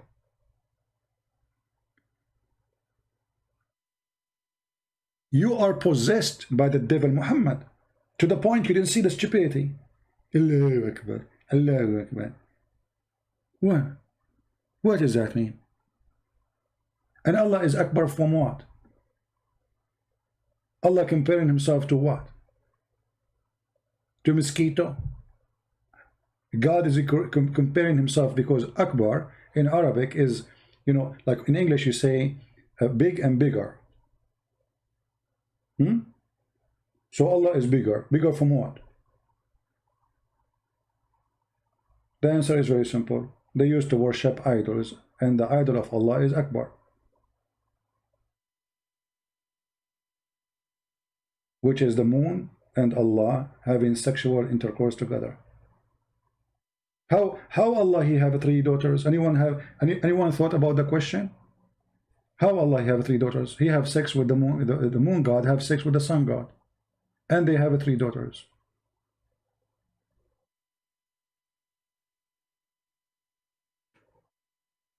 Did you ask yourself, the Arab, they were worshipping the daughters of Allah, where Allah got his daughters from? And the Arab always, they hated the Akbar, the sun god. Why? Because he bring distortion, drought, no rain, no water, grass die, animal die, heat. While the moon, when the moon come, the moon bring nice weather, relaxing light, you know, not strong light. So you will see always the Arab, those who live in the desert, they worship the moon god. Those who live in Europe, who have cold, they worship the sun god. As simple as that. Two big religion was spread. Some they worship Sin, the moon god, and some they worship, which Allah, and some they worship the sun god, which is Akbar. Actually, even the Quran, if you go in the Quran, if you go to the chapter of Yasin,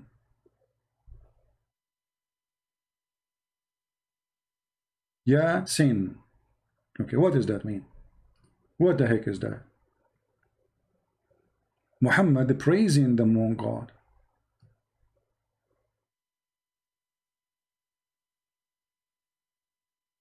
Let's read. I forgot, reading is not good for you, it's not healthy. Look at the Muslims, guys, how to explain something in the Quran. Sin. Allah knows best about what the meaning of those letters. Do you see the stupidity? So your prophet, he did not tell you what he mean by sin. He did not tell them. Why? Because he's a thief. He was stealing from the book of Waraq ibn Nawfal, who is a fraud. And he was mentioning great, you know, he's grateful for the moon god, Sin. Search right now in Google, who is Sin? Sin is the moon god. Ya is a word mean God. Sin is the name of the god.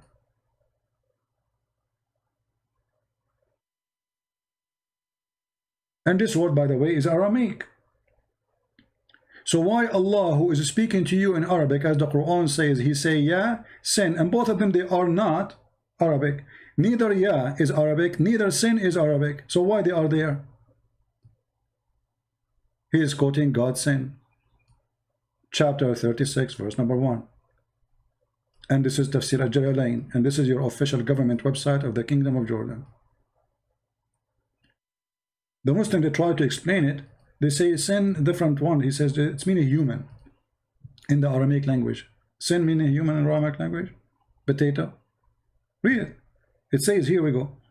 Ya sin, oh human being in the Syriac language. So they agree, first of all, that this is a Syriac language, but the meaning is not correct about sin is a human. But they admit that this is a Syriac language. No, chapter 36, verse number 1. 36, verse number 1. Allahu Akbar. Allahu Akbar. Allahu Akbar. And shaitan is farting. So you say Allahu Akbar, shaitan fart. Look at the connection. That means shaitan, he fart 5 times a day. That explains global warming. And people, they were complaining about global warming.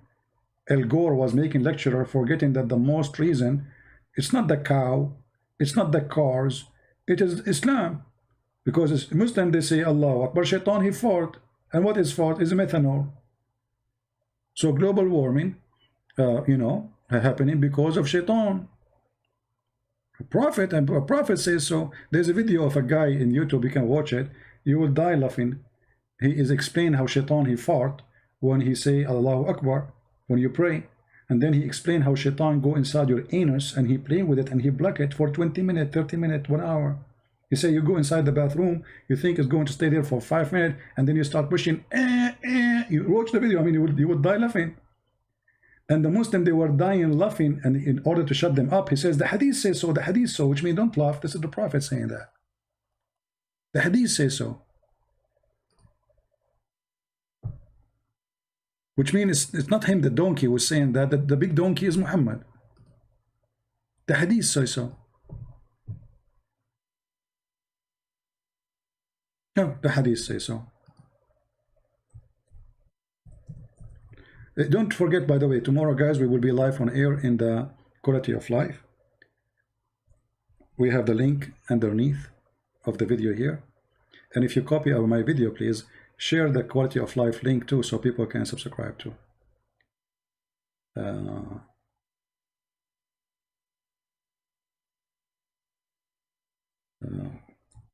Let us see. Here we go. This is the video. I was looking for it. Satan, Islam, Satan fought. I think this is my video, but maybe you can find the original one, where this is in Sucre Studio. This is another one, when Satan fought. Satan fought. Oh boy. And you know, the Muslims, actually this is here, this one here, have the whole video, I think. This guy explained to you how Shaitan fought, which, by the way, proven to be scientifically true. I mean, it's obvious. I mean, we cannot prove, you know. Scientists from around the world, they confirm those things. And look at this guy here. He's explaining to you breaking wind during the prayer. This is Islam. They focus on stupid things. Who is God? What God is about? No. You know, breaking winds. I mean, imagine Muslim, they pray their head facing the ass of the one before them. And then you fart. Satan fart. Let us show you how Shaitan fart.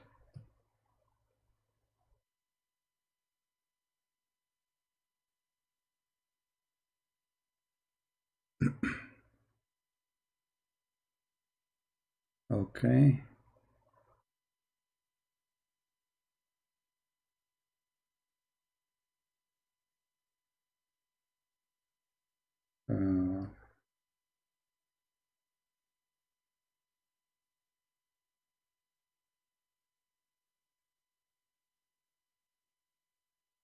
Wisdom. That, bro. I'm gonna eat 3 times. I'm gonna go do my wudu. I'm gonna go and do my rakats. I'm gonna do my salat tawbah. I'm gonna say to Allah, you know, Allah, forgive me. And then I'm gonna say, you know what? Get the shaitan back again. Let me open the Quran. Let me read some Quran. Hey, man, that shaitan's probably kicking his legs on the ground by now. Yeah?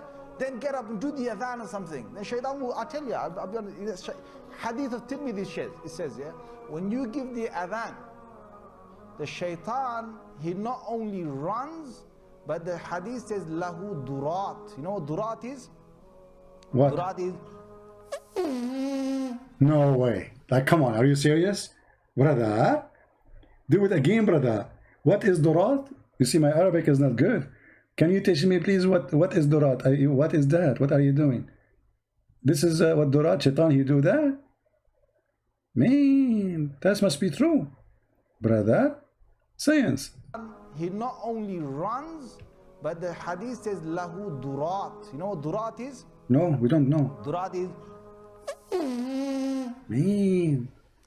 He runs, and as he's running, yeah, his fart comes out. Lahu durat. I'm not making this, it's a hadith. See, the Muslims start laughing. He says, this is not making it up. This is hadith. The Prophet says so. The Prophet says so. I'm not making it up. Don't laugh at me. I am not the joker. It's Muhammad the joker. So that shaitan made me do sin? Get up. Yeah, just get up. Just give the adhan. Right? That shaitan, you're gonna make him leak some serious gas.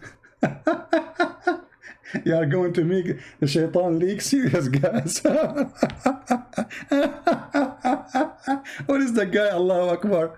My friend, let me say to you, Allahu Akbar again. Allahu Akbar. Shaitan, he leaks serious leak. And what is it? Gas? Do you think we can fix his radiator? What I say, stupidity is amazing. I mean it, you know. Yeah. Let us skip a little bit. Where he talk about you going to the bathroom. What the deen is about. See, now he is going to explain to you what Islam is about. What is the deen? Deen means religion. What the religion of Islam is about. Listen. The deen is about getting the shaitan away from you. So, you know, you go into the toilet, you know, Bismillahi Allahumma inni a'udhu bika min al-khubuthi wal khaba'is. So, Allah protect me from these devils. You go in there with your left foot. The left foot you went in, you get a reward for that. The dua you said, shaitan will not see you. You're in the toilet, shaitan can't see you anymore. Brother, carefully, brother. If you go inside the bathroom and not entering with your left foot. And what, without saying that prayer, shaitan can see you. And what shaitan will do to you now? If he can see you, he will tell you. But if you say this prayer, shaitan, he can't see you, brother. You have to say this prayer and you enter with the left foot. Superstition religion. Stupidity. So you have to enter with the left foot and you have to say a certain prayer. أعوذ بالله من الخبث والخبائث. If you do that, shaitan, you become invisible. Do you think we can do that in a bank robbery? They can't see us. So Allah protect me from these devils. You go in there with your left foot. The left foot you went in, you get a reward for that. The dua you said, shaitan will not see you. You're in the toilet, shaitan can't see you anymore. That's in a hadith, right? If you don't say the dua, what happens is the shaitan not only comes inside, but the hadith of Tirmidhi says he plays with your bowels. Oh boy. This is what happened to Abbas every day, because I assure you, Abbas never said that prayer before he entered the bathroom. Neither him, neither his wife, neither all his family. Abbas, I want you to be a witness. Do you feel anything when you enter the bathroom without saying this prayer that shaitan is playing with your bowels? Abbas, be honest. What, the guy who said Allahu Akbar, do you wanna witness that this is true? Do you feel anything really? Shaitan, he go inside your bum, inside your anus. Will not see you. You're in the toilet, shaitan can't see you anymore. That's in a hadith, right? If you don't say the dua, what happens is the shaitan not only comes inside, but the hadith of Tirmidhi says he plays with your bowels. Oh boy.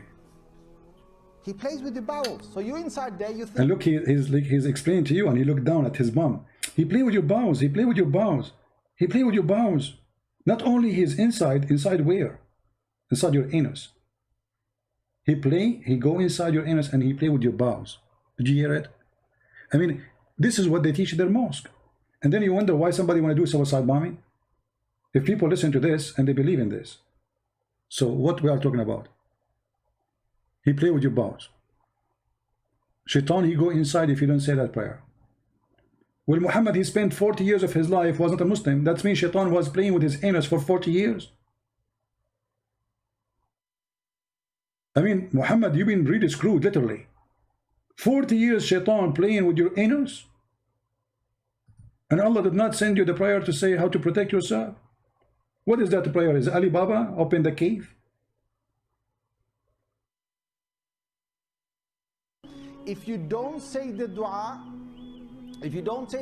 what happens is the shaitan not only comes inside, but the hadith of Tirmidhi says he plays with your bowels. He plays with your bowels. So you're inside there, you're thinking you're going to be out there in 5 minutes. He's taking you 20 minutes and you're still not halfway there. You know why? Because Uncle Shaitan is going, ooh, like that. See, the hadith told you, the hadith says to us. You see, they start laughing, going crazy. So he want to tell them, don't laugh. Don't be stupid. The hadith told you, the hadith says that the Prophet says so. Hello? The Prophet says so. It's not me, it's the stupid. It is Allah Prophet, the stupid. Look at this. I mean, how in the world this can be considered a religion for a second? You know why? Because Uncle Shaitan is going, ooh, la la. He plays with your bowels. So you're inside there, you're thinking you're going to be out there in 5 minutes. He's taking you 20 minutes and you're still not halfway there. You know why? Because Uncle Shaitan is going, ooh, la la. See, the hadith told you, the hadith says to us, he plays with your bowels. Seriously? He plays with your bowels. So you say the dua, Allah protects you. Right? You come out of the toilet, ghufranak, Allah forgive me. Even you have to say words after you get out of the toilet. Why? You have to say forgive me. Forgive me for what? For doing poo-poo?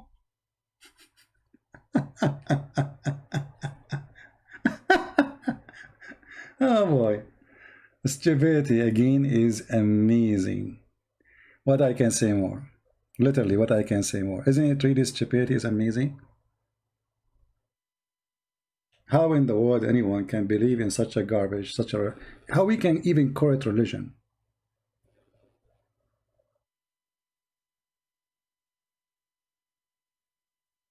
You know what I mean? Okay, we have an ex-Muslim. She have questions. Let's see what she want to say. The person whom you're trying to reach is currently in school. Okay, well, busy. All right. Hello. Hi, CP. How are you? Hello. Can you hear me? Yes, I hear you. Go ahead. Thank you so much for having me. You're welcome. So I had a question about, is Muhammad really a descendant from Bani Hashim? From Bani Hashim? I don't think so. I don't think Muhammad, you see, there is no proof that Muhammad is descendant to anyone. And I believe the reason, one of the proof of that, Muhammad family themselves, they rejected him and they sent him to a Bedouin women in the desert, and nobody wanted to have him. Can you show where, like, with sources, please? Okay, let us see. Let us see. I'm so happy you took my call. Oh, you're welcome. You know, but sometimes because we say Muslims only. Yeah, it's so unfair, seriously. Well, you know, we have like other channel, the quality of life, and there we take. Yeah, but then you can't call about Islam. You're just sick and tired of Islam, of course. Exactly. You don't want to talk about 24/7. Yeah, let us see where we can get you some reference.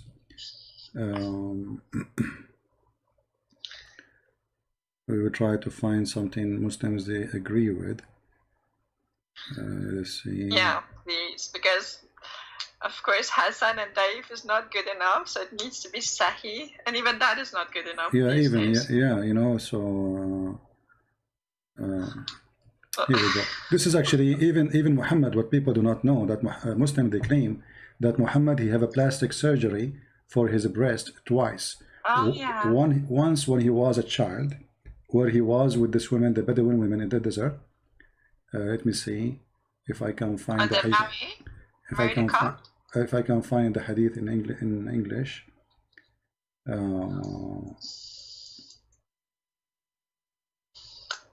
Yeah, have you seen these little videos of you with cartoons, like where you just are sort of like a man baby and you're lying? Have you seen those series? I'm not sure. It's and when you investigate, you see that they're lying again. These apologists are so sad, Islamic apologists. Seriously. Yeah, well, they are kids. It's okay. They help us at the end of the day.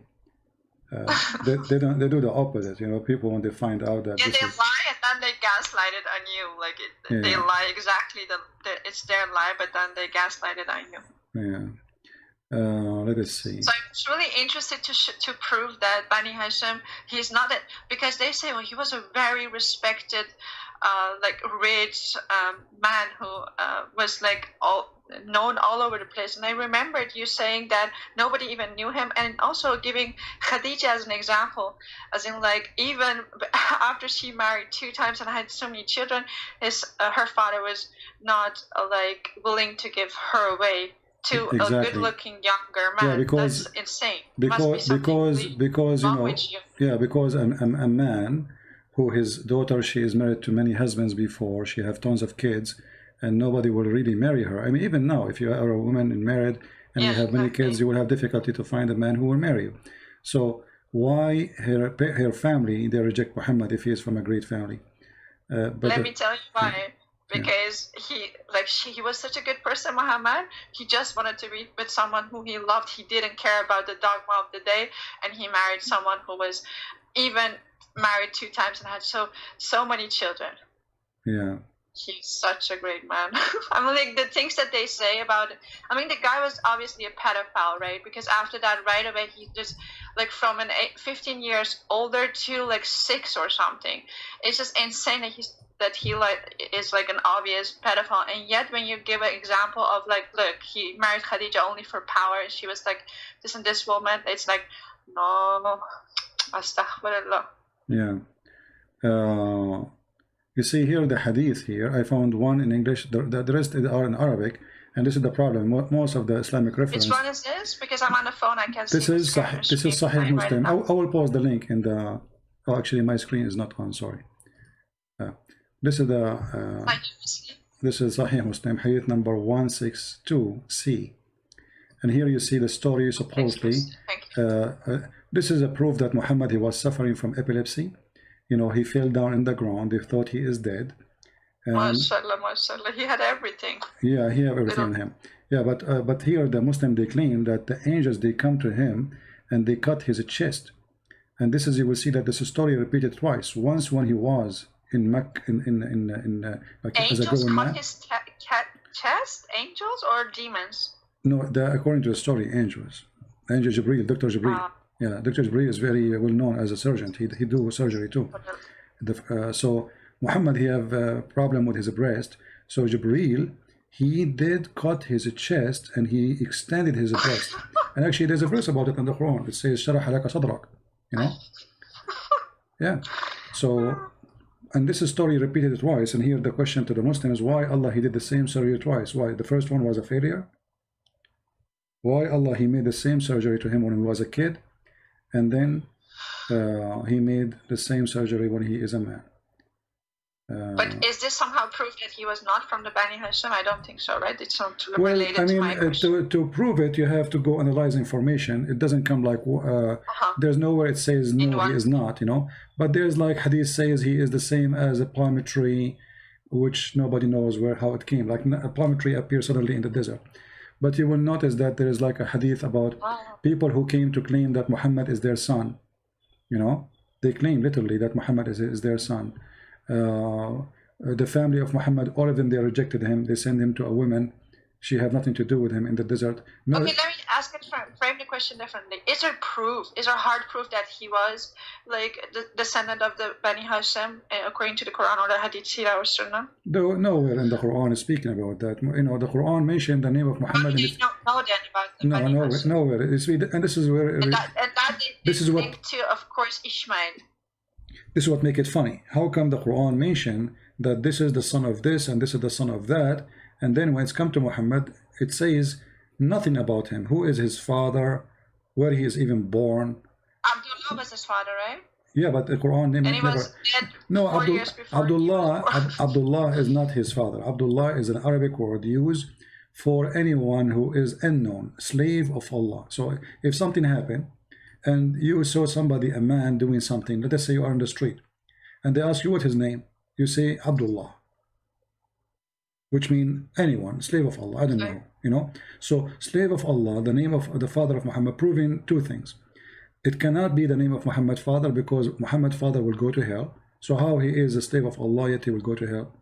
Number two, all the sons of the grandfather of Muhammad, they have names of the idols of Quraysh. Muslim, they claim that the family of Muhammad, they are like the grandfather, he was Hanif, but this is a lie. All of us, we knew that from his children's Abdul Uzza, Abdul Manaf, Abdul Manat, etc., all the names, they are the slaves of the idols around the Kaaba. So if you say that Muhammad's father, his name is Abdullah, that means Abdullah was one of the idols, or Allah was one of the idols around the Kaaba too. Or you have to explain to me how Allah became with those, and what is the proof that Abdullah really was the father of Muhammad. There's no proof.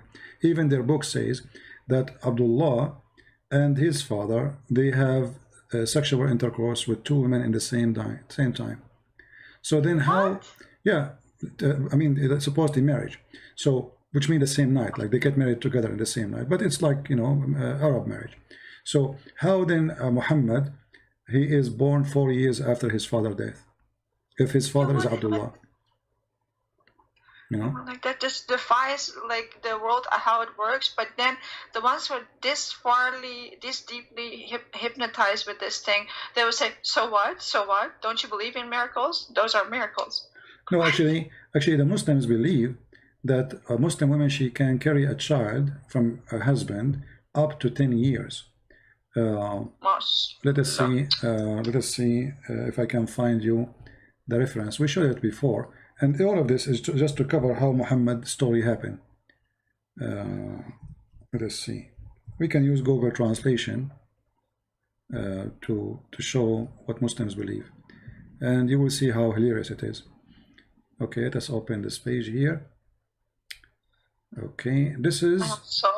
I will put it in the screen so everybody can see. This is Islam, Su'al and Jawab. run by Sheikh Saleh Al-Munjid, very well-known, famous sheikh from Saudi Arabia. It says here, the title, what is the longest period of a woman to be pregnant, to carry a child? Translation from Arabic to English. Let us see. And then you will see the hilarious answer. Yeah, the longest period of women to be pregnant. You see it? So here, if you go down and read the answer, you will see the following. First, second, here they give you the opinion, because Muslims, they have many sects. So depend in the sect, but all of them, they agree together that women, she can really, the normal thing is like 9 months, then 2 years, then 3 years. Look here, 2 years in the doctrine of the tap, this translation, which is not really good translation. 1 year according to etc. Muhammad ibn Abdullah al-Hakam. Then he says 3 years, which is saying of Layth ibn Sa'd. And then 4 years, which is the doctrine of Sufi. Mimi Hijab is a Sufi, by the way. So according to Mimi Hijab, his wife, she can deliver a child 4 years after he divorced her. He's a Sufi. No? And the Hanbali too, they have the same, and the Maliki. This is the Islamic sect are 4, and those are 3 of them. They agree with the 4 years, and they can go more. Here it says 5 years according to Imam Malik, the Maliki sect. They believe woman, she can have a child 5 years after 5 years after the divorce or her husband pass away. 6 years according to Az-Zuhri and Malik. And then he says 7 years according to Sa'd Rabi'a. And then it says, and this is the same version of Az-Zuhri and Malik. And then it says, and they really believe this. I thought they thought it was miracles. There's no they limit. believe that this could actually biologically come to be. Well, this is what this is the religion. That's it. You cannot debate it. This is what they believe. And then even some of them, they say there's no limit, which means a woman, her husband maybe died 40 years ago. After 4 years ago, she delivered a child, if this is possible physically, and she will claim that this is from her son. Actually, there's a woman in Somalia. They were going to practice Sharia law on her, and then the lawyer, he showed them the reference that a woman, so what? Because they took her to court, because 2 years after her husband passed away, she delivered a child. So obviously she is doing illegal relation, So they took her to the court, and then the lawyer, he showed them that according to Islam, a woman, she can deliver after 7 years. There's no proof that she is committing adultery. Use a purpose, then if you define. So he saved her. The laws of nature, you can maybe use it in court. Yeah, that's the only place you can maybe abuse it. So he saved her from being stoned to death, because Islam teach women she can be even no limit. There's no limit in some opinion. There's no limit. When woman, she can, there's no limit. She could be pregnant for 100 years. Yeah. Well, Subhanallah. All right, my dear sister. I learned a lot. Okay, thank you so much. I have a million questions, but you have other stuff to answer. But thank you so much for answering my question. Thank you very much. Take care. Bye-bye. God bless you. Bye-bye. Yeah, actually, I got to go soon. My room here is getting so hot, and I'm not putting the fan on me, so the fan will not hit the microphone, but I'm literally sweating. I'm burning, very hot. We don't have the luxury. Anyway, so as you see, guys, when we challenge Muslims to show us something real about the religion, there's nothing. It's an empty cult, stupid cult.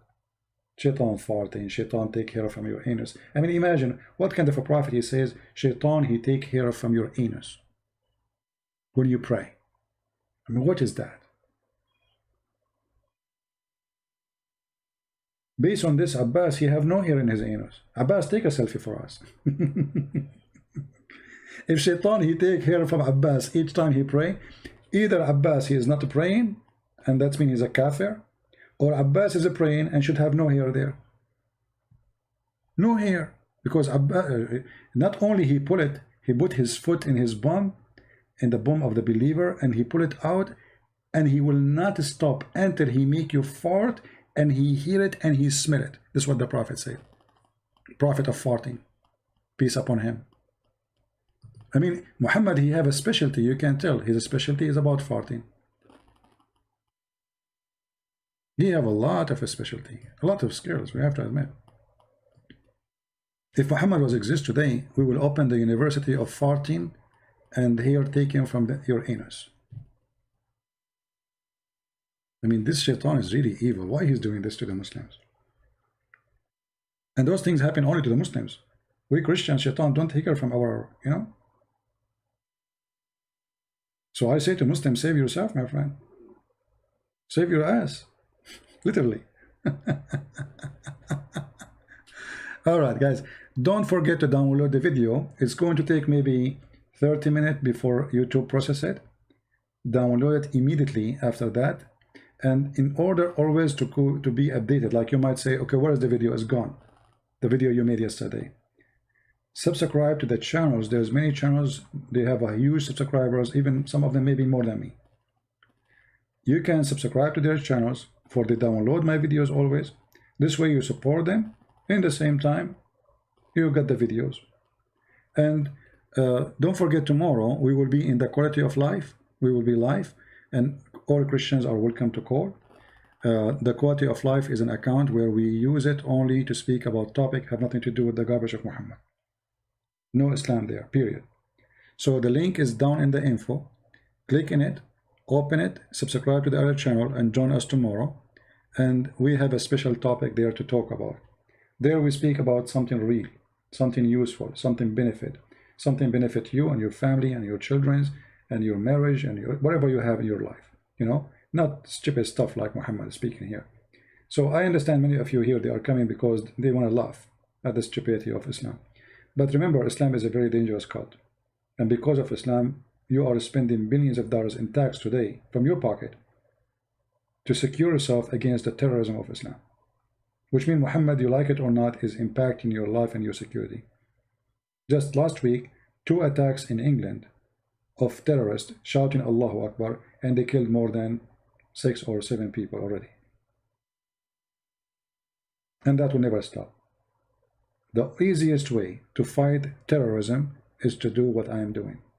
A terrorist will not be terrorist if we explain to him that Muhammad is a fraud. But he will be a terrorist if he still believes in the fraud of Muhammad. Like the guy who called me, Allahu Akbar, Allahu Akbar. We have all nothing to say. I'm sure if he have a knife, he will hold his knife and he will chop me and he will say Allahu Akbar. But it's too late. I have tens of thousands of videos. I have books all over, translated to many languages. I live, I die, doesn't matter. Your prophet get busted and he been spanked. And my fingers all over his body. Deal with it.